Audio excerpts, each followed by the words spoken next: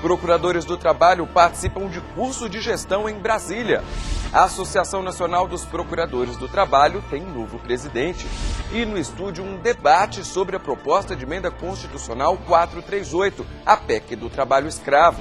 Começa agora o Trabalho Legal, um programa realizado pelo Ministério Público do Trabalho em parceria com a Associação Nacional dos Procuradores do Trabalho.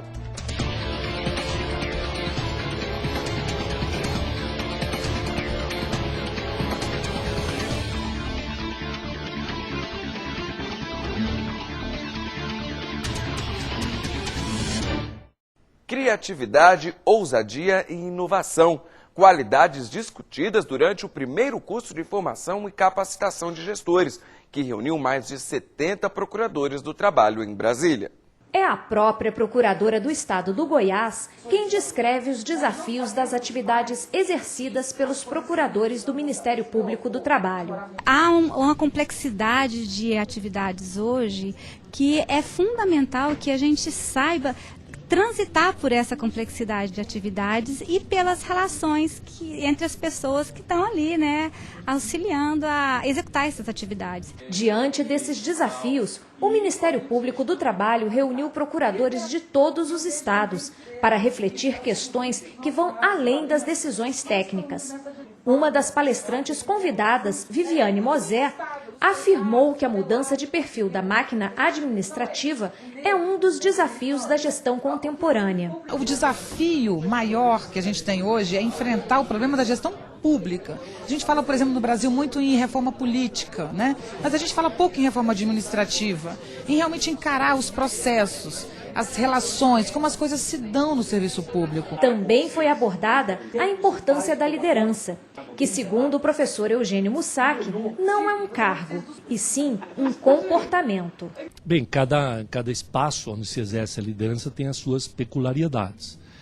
O serviço público tem as suas, porque o serviço público não objetiva o lucro no resultado financeiro, objetiva o crescimento social, a justiça, a liberdade, a dignidade do ser humano.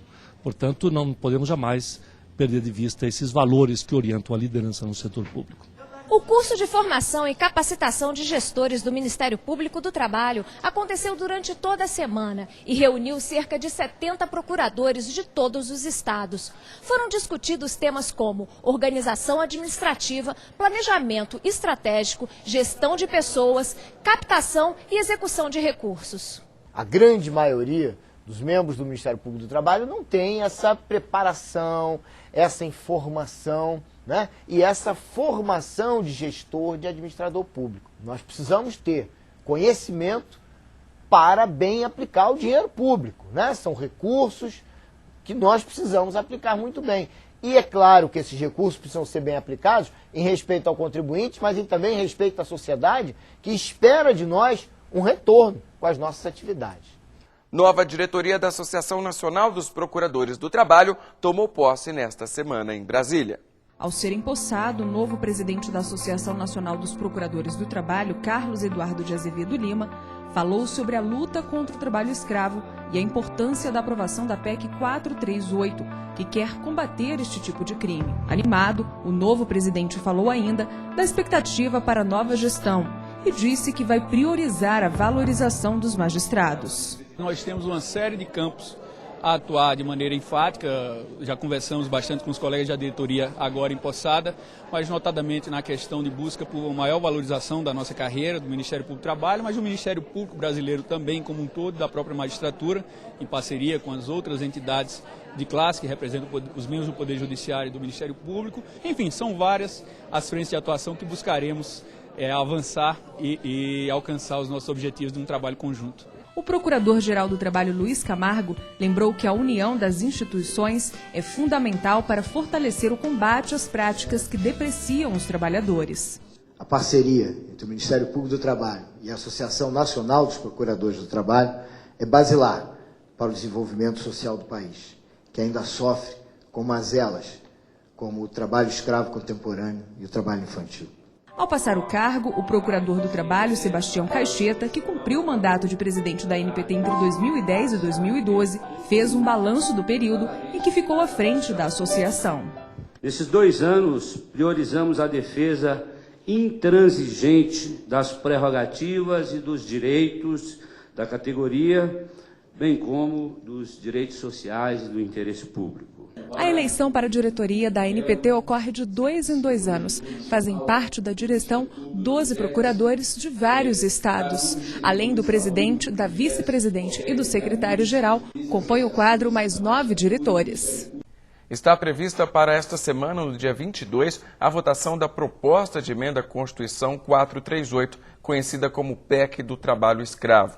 Para falar mais sobre a PEC e também sobre trabalho escravo contemporâneo, o Trabalho Legal recebe hoje o Procurador do Trabalho, Dr. Jonas Ratier Moreno, coordenador da CONAET, a Coordenadoria Nacional de Erradicação do Trabalho Escravo, do Ministério Público do Trabalho, o deputado federal Cláudio Pucci, que é presidente da CPI do Trabalho Escravo, e também o professor da UNB, sociólogo Sérgio Sauer, que é relator nacional do Direito Humano à Terra e Território da plataforma DESCA. Muito obrigado pela presença de vocês hoje aqui no Trabalho Legal. Deputado, eu começo direto com o senhor, já questionando por que existe tanta demora assim em aprovar ou não se aprovar, enfim, em se votar essa PEC. Por 2 motivos, porque setores associados aos proprietários de terra com representação no Congresso Nacional têm muita dificuldade em aprovar uma legislação que endureça medidas de punição para aqueles que forem flagrados com trabalho escravo. Esse é o fato. O que está por trás disso aí, na realidade, eu acho que é uma injustificável solidariedade da parte de alguns proprietários em relação àqueles poucos que infringem a lei a partir do uso ultra precário do trabalho sob a forma de redução ao trabalho análogo ao escravo. Doutor Jonas, um dos argumentos usados justamente para quem defende a não aprovação da PEC é justamente a falta de leis, a questão legislativa. Mas nós temos uma lei que permite a expropriação da terra, no caso a Lei 8257 de plantas psicotrópicas, ela já existe. Essa alegada insegurança jurídica também não tem fundamentação, e consistência. Porque o ordenamento jurídico já, em 91, já previu uma lei de expropriação, regulamentando inclusive o 243 nessa parte dos psicotrópicos. Então, quer dizer, e nessa lei, se examinar a partir do artigo 6º, até ali o artigo 15, em volta, está lá estão todas as garantias de que o acusado terá condição de realmente de responder a demanda que for contra ele proposta para a expropriação do imóvel. Então, quer dizer, esses argumentos a sociedade brasileira pode ficar tranquila que com a aprovação da PEC do trabalho escravo, lá só vai ser inserido mais um preceito especial, porque a expropriação por psicotrópicos é também um preceito especial, porque a ordem do direito da propriedade ela é consagrada constitucionalmente, Então, quer dizer, tem que ter um preceito especial, e aí a lei que você mencionou virá também, será ditada para incluir também e adequá-la à nova ordem constitucional do legislador constitucional derivado. Professor, a insegurança jurídica comentada aqui, ela seria uma ferramenta, uma arma usada aí justamente para inibir e afetar a questão da reforma agrária, também favorecida pela aprovação da PEC? Utilizar o argumento de que gera uma segurança jurídica, na verdade, na nossa opinião, acho que aqui é consensual isso, é um argumento para desviar o foco do debate que é inaceitável, uma chaga social num país como o Brasil, que é já a 8ª economia do mundo, em que a riqueza vem sendo gerada numa situação em que as pessoas são submetidas a uma situação que é abaixo da condição, não de ser humano, mas a condição de animais.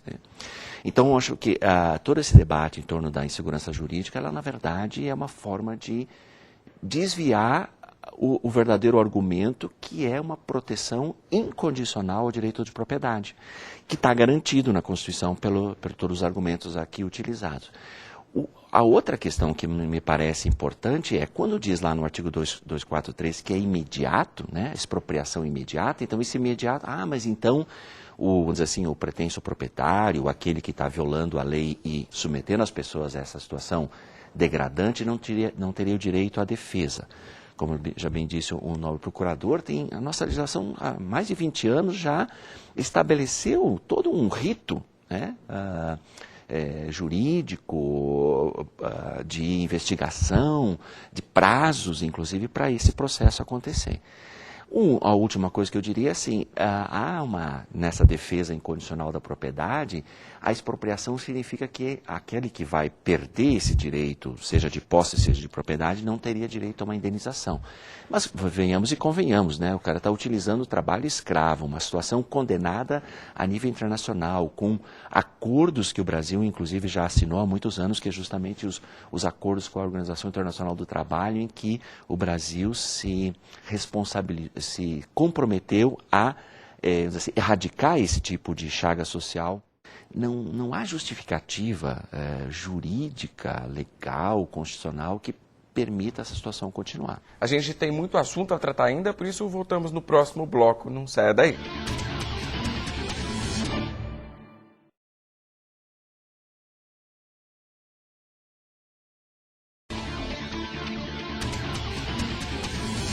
Voltamos a discutir a PEC, a proposta de emenda à Constituição 438, que deve ser votada agora na próxima semana, dia 22 de maio, no Congresso. Sobre isso, nós estamos aqui no Trabalho Legal, recebendo o Procurador do Trabalho para falar com a gente sobre essa proposta, o Dr. Jonas Atier Moreno, que é coordenador da CONAET, a Coordenadoria Nacional de Erradicação do Trabalho Escravo, do MPT, também o deputado federal Cláudio Pucci, que é presidente da CPI do Trabalho Escravo, e também o professor sociólogo Sérgio Sauer. Deputado, a gente percebe no artigo 149, reformulado agora em 2003, a questão da definição legal do trabalho escravo, o que também é usado como argumento, né, a falta dessa definição que já está em lei. Usando esse tipo de argumento, a gente pode dizer que não seria viável como justificativo, uma vez que ele combate aqui a jornada exaustiva, a condição degradante de trabalho. Retroceder ao que era lá em 1940 seria a falta de avanço, realmente? A mudança que nós tivemos no Código Penal em 2003 foi um avanço para nós coibirmos, porque ele define 4 elementos centrais que caracterizariam o trabalho escravo. Desses dois são muito atacados pelos proprietários de terra, que é o trabalho degradante e a jornada exaustiva. E usam sempre argumentos banalizadores, banais, para poder desmoralizar os avanços que nós tivemos, que foram consolidados em decisões judiciais recentes, inclusive do STF. Enfim, dizem que é muito subjetivo definir o que é uma jornada exaustiva ou trabalho degradante. E aí nós estávamos conversando antes do início do programa aqui, se mencionava de uma ação de fiscalização no município, no meu estado, lá em Pacajá, onde fica muito claro o que é trabalho degradante. Você chegar numa fazenda, né, que é a 40 quilômetros da estrada principal, onde os trabalhadores ficam ali sem direito a sair, um trabalhador quebrou a perna, teve que caminhar os 45 quilômetros para buscar auxílio médico. Ele denunciou para fiscalização e daí ação de fiscalização. Descobriu-se depois outras dezenas de trabalhadores ali dentro que estavam comendo arroz com carne mosca que dividiu com os porcos e tomavam água da cor de guaraná.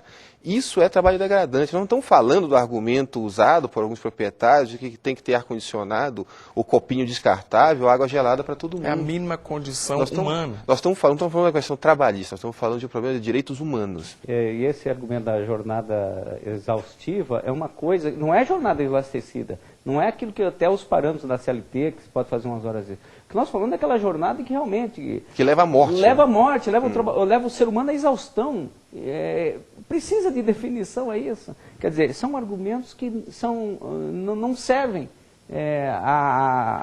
realmente a uma realidade que se é constatada. Nós não estamos discutindo aqui se o trabalhador vive em condições indignas, mas o que nós estamos discutindo é que, de acordo com a nossa legislação, nós temos que cumprir a lei, ao ser empregado, é um dever do empregador garantir condições mínimas de trabalho para os seus empregados.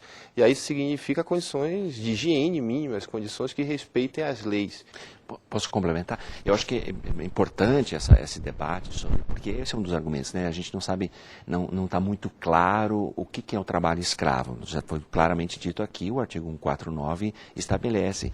E a experiência desde o que as diligências, 95, é que em geral há uma combinação daqueles fatores, quer dizer, há um conjunto de violações. Um conjunto de violações, né? Então não é só assim, mas o professor Sérgio está trabalhando 12 horas por dia, isso é uma jornada exaustiva. Em geral, como é o caso agora, né, que a gente estava comentando dessa última aí agora, libertação de mais de 50 trabalhadores aí no estado do Pará, é uma combinação, em geral, às vezes, a violação dos 4 preceitos colocados lá. Então, bom, se eu ver o caso de um, a gente até poderia, e aí haverá o Estado brasileiro, vamos dizer assim, garante isso, aquele que está se sentindo um proprietário, diz, não, mas eu não, tudo bem, eu violei um direito trabalhista, mas não. Então, ele vai ter oportunidade de se defender. Mas o que a gente tem visto, seja dos dados oficiais do Ministério do Trabalho, da equipe móvel, seja os dados da Comissão Pastoral da Terra, ou mesmo das denúncias, em geral é que é uma combinação desses fatores. Então, quando a gente fala de trabalho escravo, nós não estamos falando, olha, o cara não assinou a carteira de trabalho.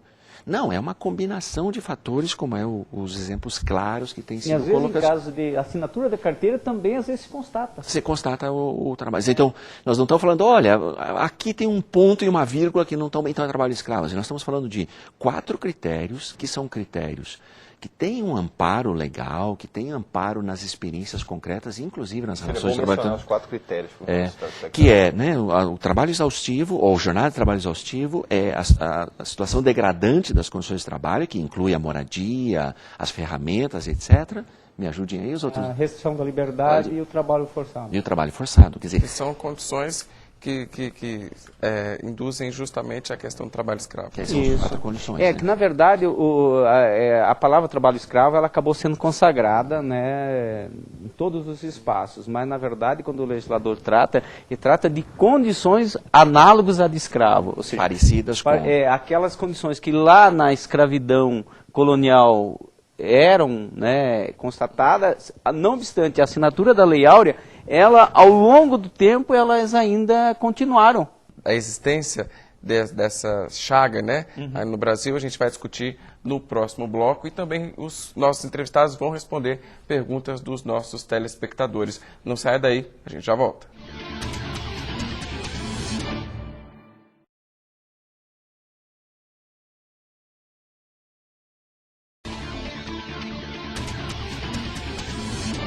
Voltamos com o terceiro e último bloco do Trabalho Legal e estamos recebendo o Procurador do Trabalho, o Dr. Jonas Ratier Moreno, que é coordenador da CONAET, a Coordenadoria Nacional de Erradicação do Trabalho Escravo do Ministério Público do Trabalho, o deputado federal Cláudio Puti, presidente da CPI do Trabalho Escravo, e o professor do UNB, sociólogo Sérgio Sauer. Bom, nós temos agora perguntas dos nossos telespectadores, nós vamos assisti-las e depois discuti-las aqui no estúdio. Vamos para a primeira pergunta. Ainda existe trabalho escravo no Brasil?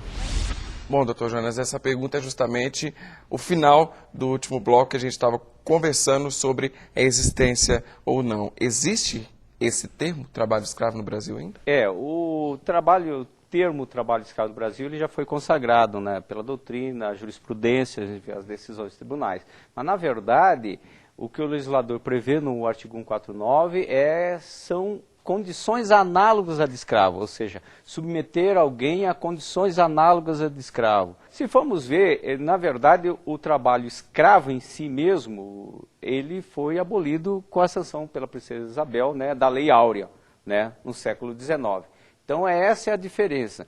Mas, depois de promulgada a Lei Áurea, as condições impostas aos trabalhadores, elas continuaram ainda. A gente pode dizer, então, que ela não só existe, como persiste no território brasileiro. Persiste, quer dizer, não obstante lá a Lei Áurea, né, ter sepultado essa chaga com os afro que vieram para cá, né, numa forma, né, de tráfico, né, foram traficados da África para cá, né?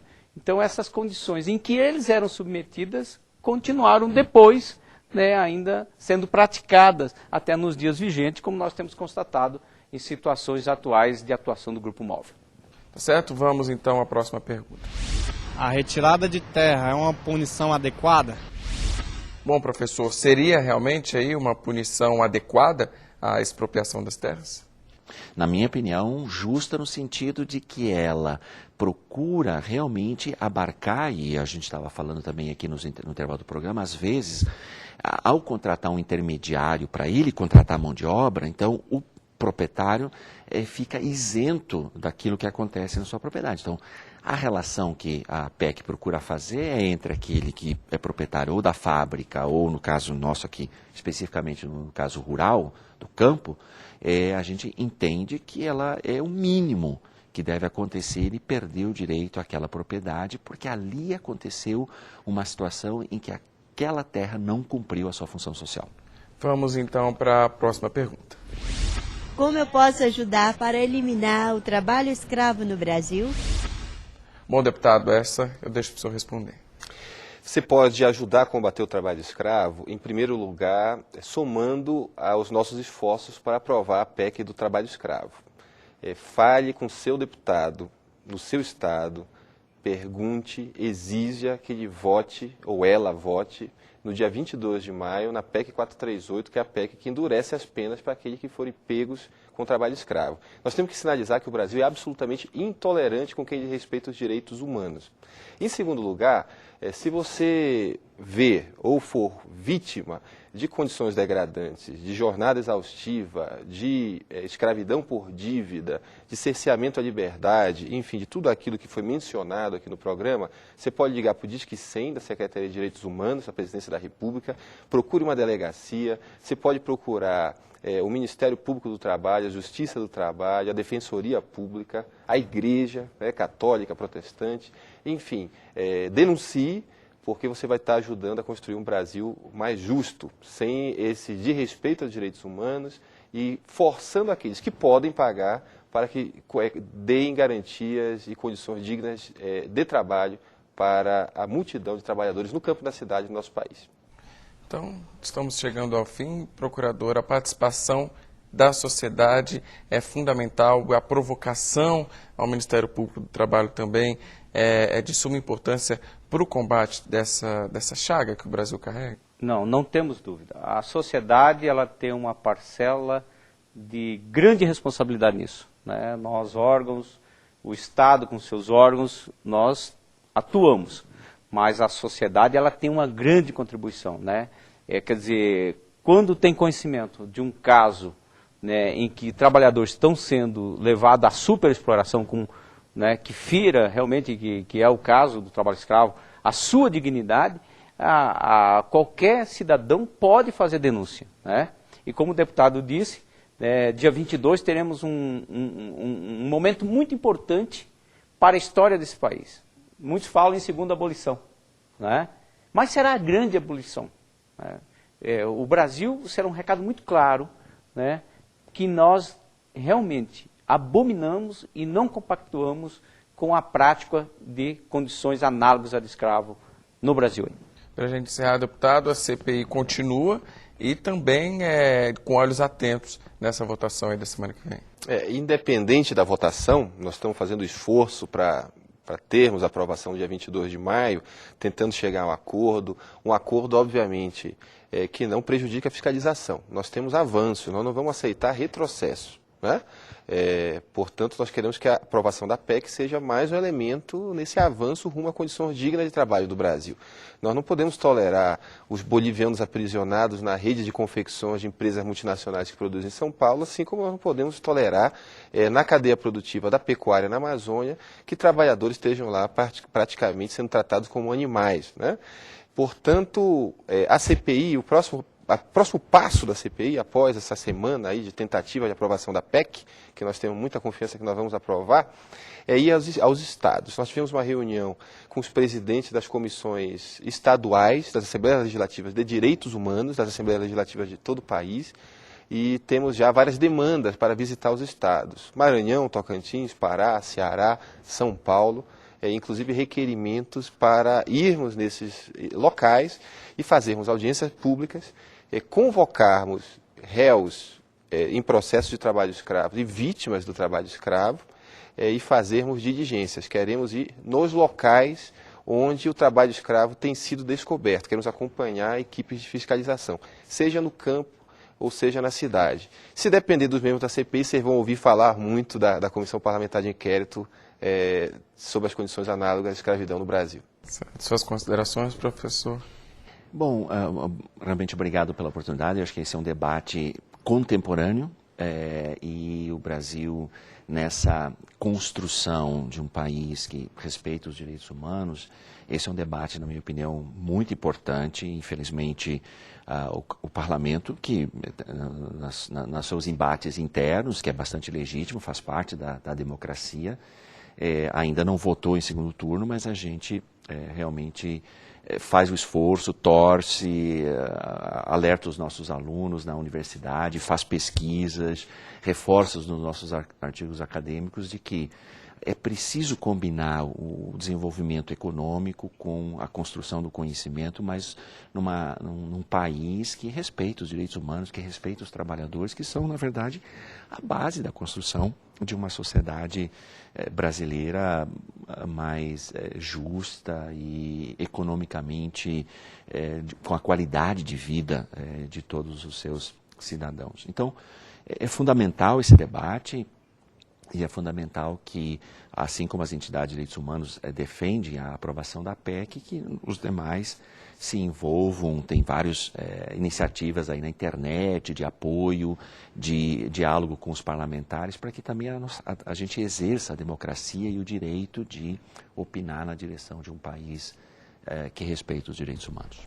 Tá certo, eu conversei hoje com o Procurador do Trabalho, Dr. Jonas Ratier Moreno, com o deputado federal Cláudio Pucci e com o professor e sociólogo Sérgio Sauer. Muito obrigado pela presença de vocês aqui no nosso programa. O Trabalho Legal desta semana fica por aqui. Você também pode participar do nosso programa pela internet. É só acessar o site www.npt.gov.br. A gente se vê na semana que vem. Até lá!